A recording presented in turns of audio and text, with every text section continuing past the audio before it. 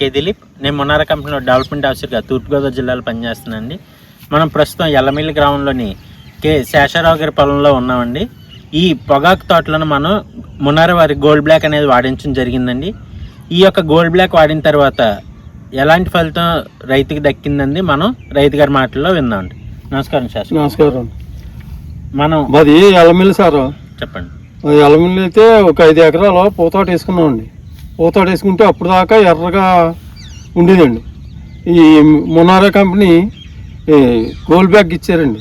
Gold bag ఇస్తే అది కొట్టిన తర్వాత బాగుందండి. తోట కూడా ఒక అందంగా వస్తుందండి.